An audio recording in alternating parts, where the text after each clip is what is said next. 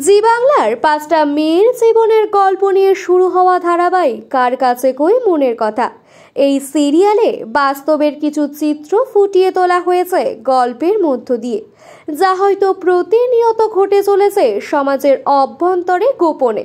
আর তাই বারংবার ধারাবাহিকের নানান দৃশ্য ঘিরে সমালোচনার ঝড় উঠেছে দর্শক মহলে।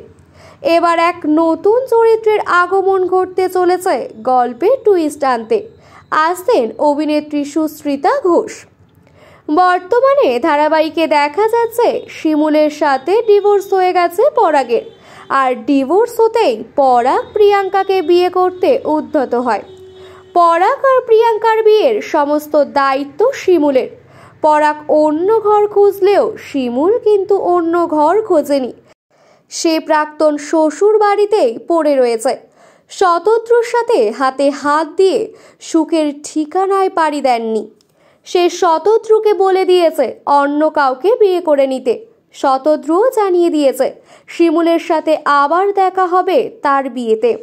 আর এর মাঝেই জানা গেছে ধারাবাহিকের এই নতুন চরিত্র এন্ট্রি নিতে চলেছে। সুস্মিতাকে দেখা যাবে শতদ্রুর বোন পরমার চরিত্রে। এখনো পর্যন্ত জানা যাচ্ছে এই চরিত্রটি পজিটিভই হবে, তবে কতটা তা গল্প এগোলেই বোঝা যাবে। প্রসঙ্গত, জি বাংলার সুস্মিতা নতুন। এর আগে তাকে দেখা গেছে সান বাংলার সুন্দরী ধারাবাহিকে। এই ধারাবাহিকে তাকে মুখ্য চরিত্রে দেখা গেছে।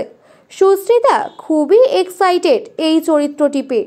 শুধু চরিত্র নয়, তার অনেক দিনের ইচ্ছা ছিল জি বাংলায় কাজ করবে।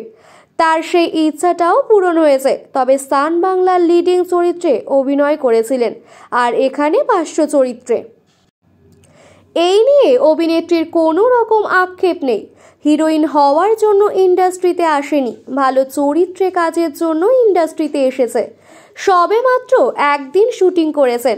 একদিনের অভিজ্ঞতা প্রসঙ্গে তিনি জানিয়েছেন, পরমা একটি পজিটিভ চরিত্র। সে সব সময় দাদার ভালো চায়। ওর একটাই চাওয়া, দাদা শিমুলকে ভুলে নতুন জীবন শুরু করুক। দাদাকে রাজি করানোটাই আমার কাজ।